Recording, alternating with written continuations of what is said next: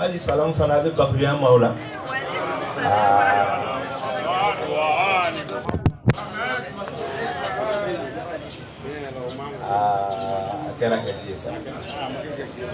Assalamu alaikum wa rahmatullahi wa barakatuhu. Alaka ambe sawabama. Alakira kanun sabati ambela jelela. Alhamdulillah wati doke. Ga expose yi ambe a nyefo ka ala deli alaka ambe sawabama. An karamɔgɔ min tɛmɛna n'o ye Tihami ye ala k'a najidi. معا من أجل النهوض بوطننا العزيز. كان نقول دي نعمة كسكا ولينا أنفسو بيني. ولا أنا دم نفولو مولودو يري فولو nafa min be ala ko nyefo ango mauludu ere unwande folo ate dan wakati doroma ni ay sosoli be cha mauludu be ben ate ben fanga containing for mo folo mauludu ere unwanun ango adresi mindo sije mindo jami'un li kulli abwab al khair na fora mauludu o koroye here bele jele nyefoli hadamaduni sabula ala kiradin nanani oyi islamia bele jele ka o nyefo hadamaduni obike evenement min fe o de mauludu wakati nkote ayoro o kote nga sije munumbe fo akono laini yo ode obedabo ko jumei kaseka ala kira joro ni ko korota yira gun hala maduna ni ka yira ka fo ala kira de kanga ke exemplary ango maulidu abiko me ambika ala kira ka wele de jabi istijabatun lillahi wa lirrasul ala jabi lido ala kira jabi lando o ala ba wele kata muma kira ba wele kata muma o de bi fo maulidu walanda o konnala o de bi ke sawi ni hadamade me baloko nyuman soro ni nyana mayen kono anya sabati fana mauludu dabo ko jume ka ala kira active ana taf'ilu rasulillah fina ka ala kira active ana sabla qur'ane kulu ayira ka fuko ala kira be ananga fanga active ani aya flatawla kayfa takfurun wa antum tutla alaykum ayatullahi wa fiikum rasuluhu aw bisika ke fitri wala setigi machogodi aw bisika ban setigi la chogodi subhanahu wa ta'ala kasoro alaka kitu bika kalawe qur'ane be kaba alaka laini ana alaka chika obe qur'ane kono ka fo konte ma alaka kuma me otemlo okuma ala kuma kambe aw nyekoro ala yere tajalla bi khalqihi fi kalamihi ayare yere jira qur'anela ne ala muyembe mun fa bebe qur'anela wa fiikum rasuluhu kila fana baw chela ya tafsiru ka zahiru abalole no ni farokole aw chela kuma mina meni tarani tafsiru isanve wa fiikum rasuluhu oye ala kirabe aw ninkuna baw songuna baw hakila madama ala kirabe hada madin hakila abi mirila abi nina abi songuna ebiseka derute chogodi ma min keleno ka ala kiraka aka dungare o tigi biseka fli chogodi ango maiya fana mauludu be ke sawiye ka anke amni ala kirabe ka bolonyo anfe al bu'd zamani no e ka fo an klema ke kele o tawne ala kirache kiram mantun sebe o ta fo kuni klena ala kira klema be sabla klebe ala kira ka kle sallallahu alaihi wa alihi wasallam ma'iyya min ala yufo o ma'iyya imaniyati ni liman yabila sebe la ina ala kira be ɲɔgɔn fɛ siga foyi t'o la o ma'iyya in de kosɔn i b'a ye kuma bɛɛ Allah subhanahu wa ta'ala bɛ ala kira ka lamɔ ani anw kalani a b'a fɔ ni fi'lu mudari ye arabukan na yuzakkihim yu'allimuhumul kitaba wal hikma o n'a ɲɔgɔnnaw sabula o bɛɛ ye présent de o bɛɛ b'a yira k'a fɔ a bɛ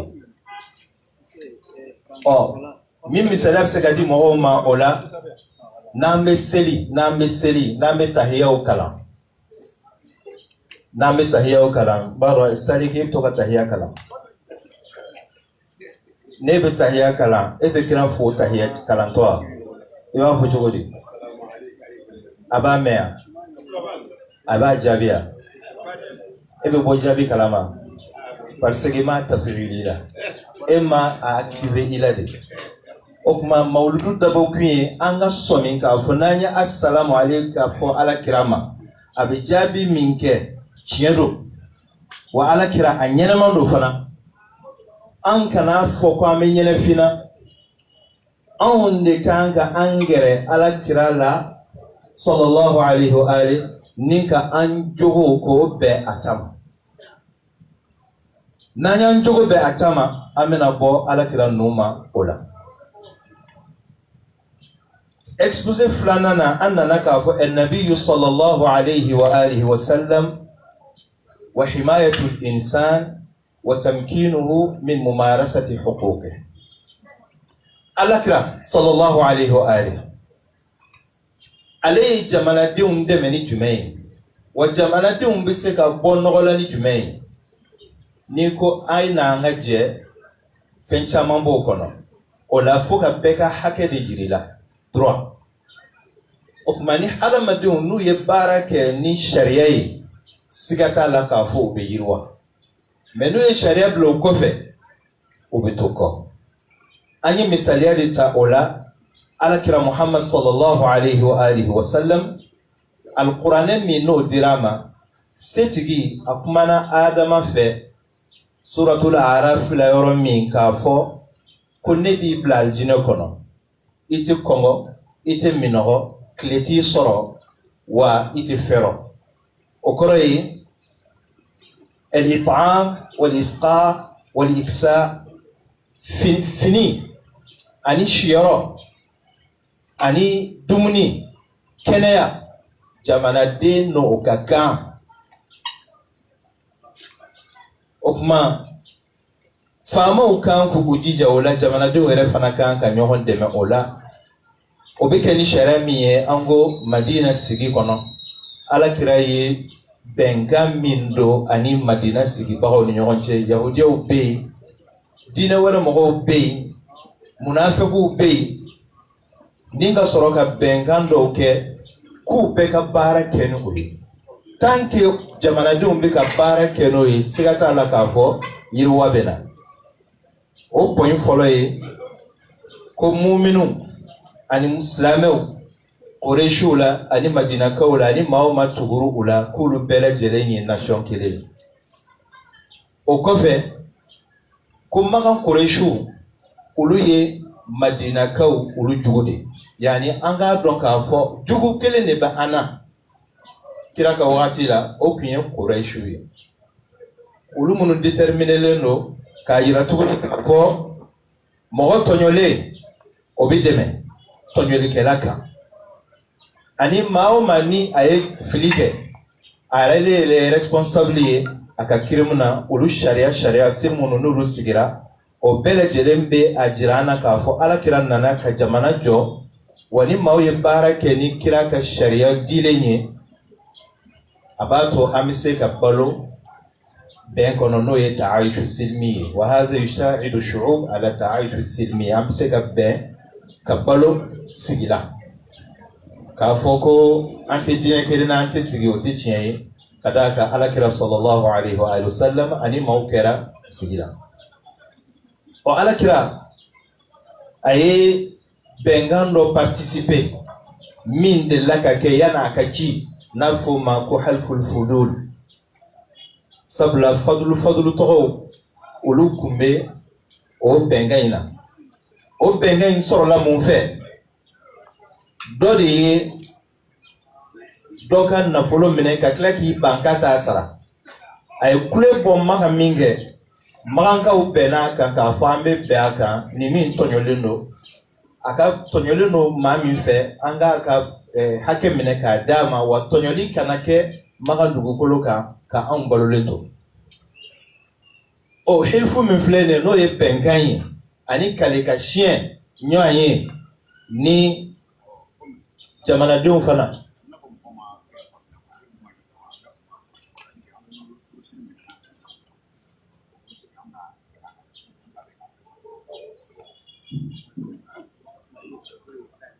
awɔ a bɛ di o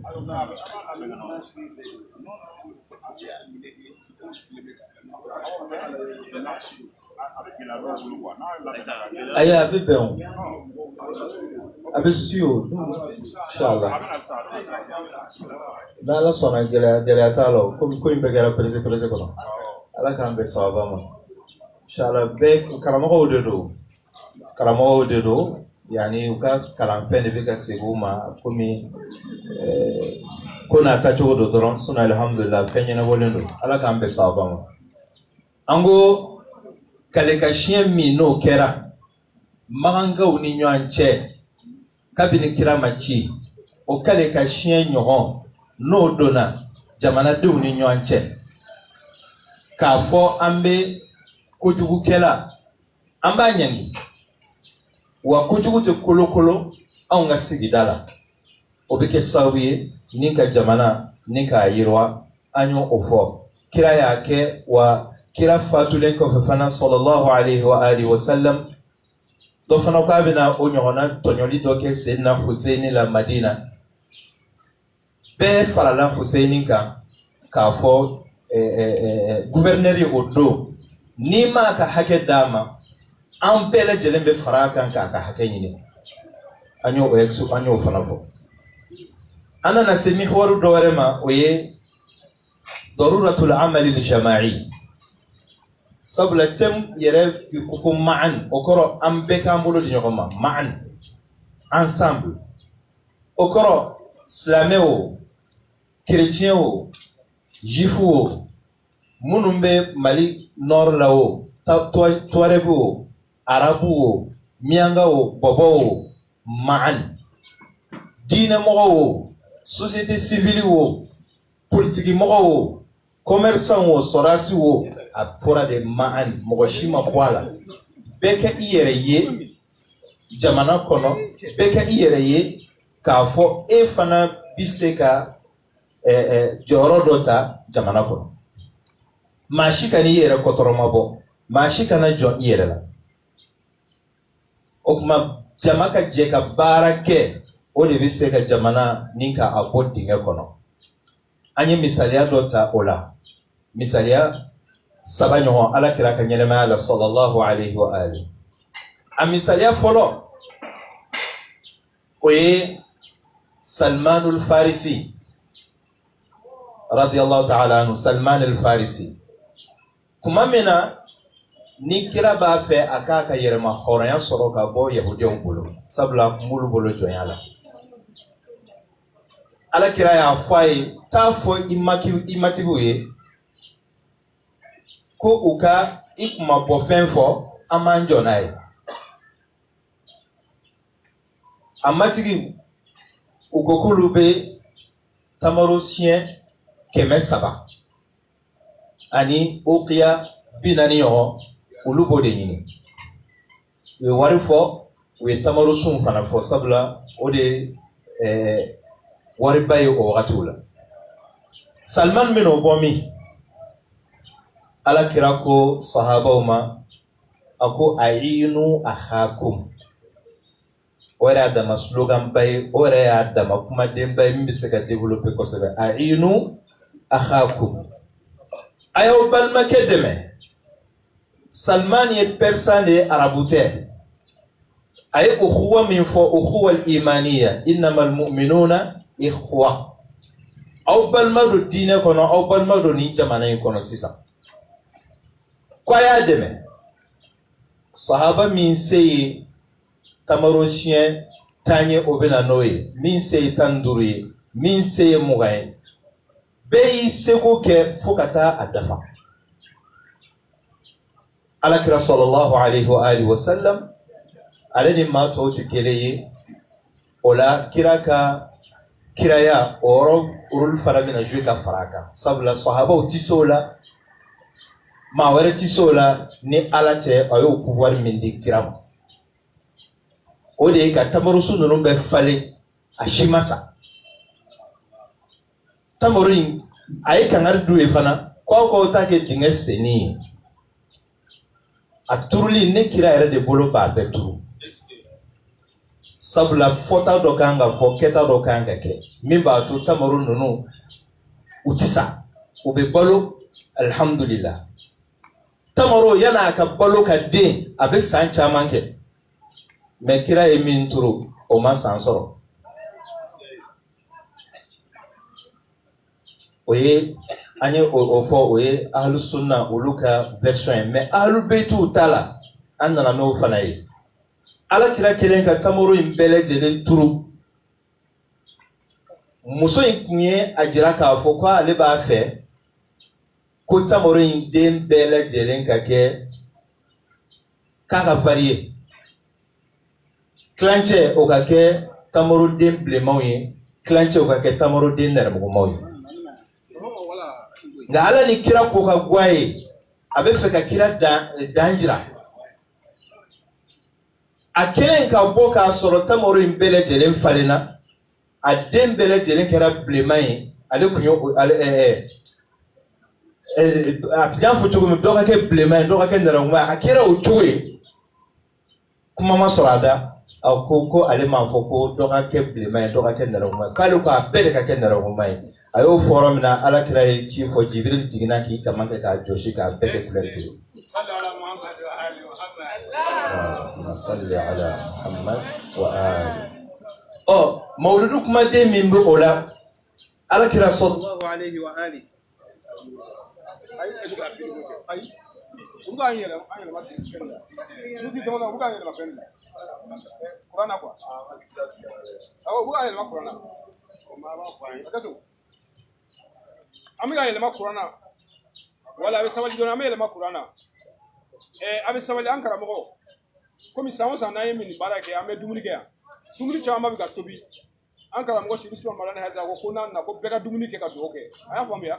ko mo chika taso ngala sona dumuni bale ka pini shi la fa so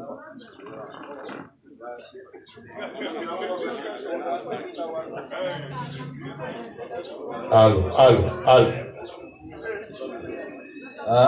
ayo ko Qur'an ko ngela amesiri ango kisa nyeminye Salman al-Farisi akan horali kama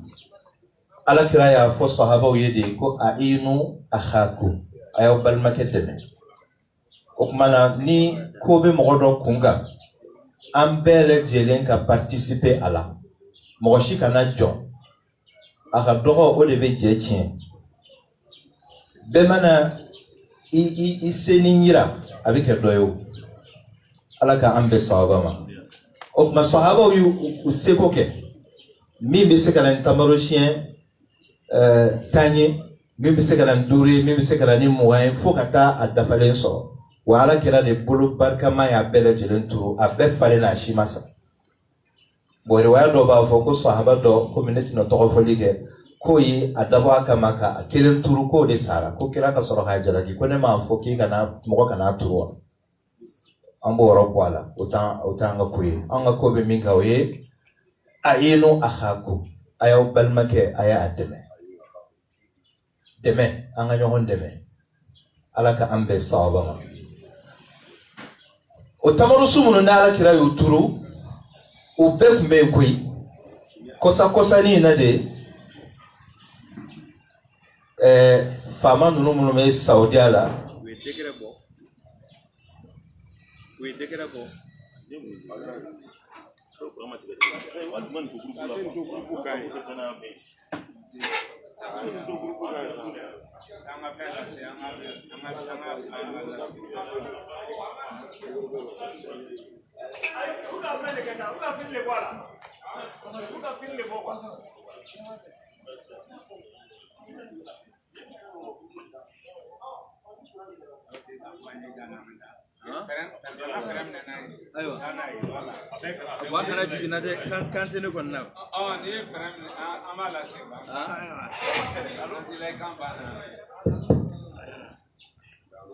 ala kan be sawaba ango tamaru sunu non kumbe ni no kembe saba indafale kumbe fo kosa ni na saudiya famau ulu da ya fo ko ka bejini kunyeto ko mo ko buta batu wani salafi ibe sunna la ala kira ka fen turle obe o kan jinwa yala ajinni o bidaya o sunna de ayo tefuma bida o kone kufrun billahi wa rasulihi o kone ka ala ni kira de fitr wala ani ka ala kira no ka utunu ala ka fome ko imandama ango oye lakaleli fulana kuma ni ala kira ye aka kiraya o cogoya yira ni tamoro imbele jele ni afalena ango ahlul baytu ka riwaya la alayhi salam ala kiraya fo salmani ko ta fo ika patron muso yin ikanga kuma boni femi akofo patron muso yin ko Salman ne ba fe ne ki kuma bo ay fando de yira abe kunye chenchende ma ereti miri ka fo ko senefem sega nyala ko kan yoro aménager ko ke tamaru sum mi ni tamaru sum kemenani bekala abele jele mekla ka klafle tuni clanche obide demblemona clanche bide deneram gumona Salman jigitigele sele ala kirama kirako Salman mako kano ayala wele yoro mini mate miri ko absega ke seneyore o yele manaka ke yoro nyumaye ninga soro ka fo sahaba wi aw ko take dinga seni ne batu irwa dola ko wi Salman dana tamaro mindu ma hadiyala uyo o mindo okolo inde kuko fara nyogonga aw ka dingese nebo okolo nono nebo luda aya bedda abbe falena abere jelendena ga yahudiya musoyi kabe fika kira danyira la abora ka yeminga ko Salman ma ko ne ma foka bele jelenga kaka varie aka bonyona doka ke keme flaka ke lema keme flaka ke nervo mai ko mon fo ko ngode kwa beka ke nervo mai oro la jibril jigina ni ka kamanke ka joshi ka bele jele ke nervo mai okele Salman sola ka fwa ki ka fole okera muso imbora ako wallahi la nakhlatun min hadhihi ahabbu ilayya min Muhammadin wa minka kone be warde nyino ako tamaro sungele obede tamaro de hakemena obo ware min do neku o kadine ye kateme eli Muhammad beka ayo fo Salman miyo o fana data poshiko o neta poshiko Salman fana baro ali libere la kaba Salman ko ama wallahi la yawmun ma'a Muhammadin ahabbu ilayya minki wa min kulli shay'in anti fihi اللهم صل على محمد وآله أما أنجو يا رجل سلمان كو والله لا يوم مع محمد كو نكلي كلنغاني محمد بن يوانفه أو كدني كتمه إيكا أني فهم في بيبولو يوم مع محمد أو من مولود لا ألسنا مع محمد أفوك بين مولود كلو يرجع ألسنا مع محمد بل أنشي ركون ألسنا مع محمد anna dana ni kuma deima oba ambo maulidu dallu era kana lo wallahi la yawmun ma'a Muhammadin yawmun ma'a Muhammad maulidu shu ambe madhuda ambe ala kira mangutu fo ala kira e maubla femunu na ambuluke eni awni baraji chama masegi anga so awni jumamena segi oye mihwaru dɔ ye filanan an ko Allah subhanahu wa ta'ala ye jamajɛ baara a y'a fɔ alikuranɛ la sabula kuranɛ yɛrɛ la hadamaden ma dan dugukolo in kan k'i nɔ kana y'a la kuranɛ ko huwa ansha'akum min al-ardi wasta'marakum fiha an bɔra dugukolo la wa Ala b'a ɲini de ko an k'a jɔ n'a kun ka di Ala ye an bɛna diɲɛ na k'a sɔrɔ Ala ye so jɔ bɛɛ ye o mais ayi i yɛrɛ de b'a jɔ n'a kun ye Ala jɔ a yɛrɛ kun bɛ alikaba jɔ o nka maa min kan k'ale Ala bato a y'o de bila o k'a jɔ o kɔrɔ ye a y'a fɔ Ibrahima ni Ismail ye o k'a jɔ de n'o tɛ ale Ala yɛrɛ bɛ se k'a jɔ o f'i ka lamaa de kɛ o Alakira fana sallallahu alayhi wa alihi wa sallam ni baara bɛ kɛ a yɛrɛ kun bɛ i labɛn ka baara kɛ Hajarul Aswadi da don Alakira ye k'a fɔ kabila bɛɛ lajɛlen bɛ fɛ ka bonya in dɔ sɔrɔ mais u ma bɛn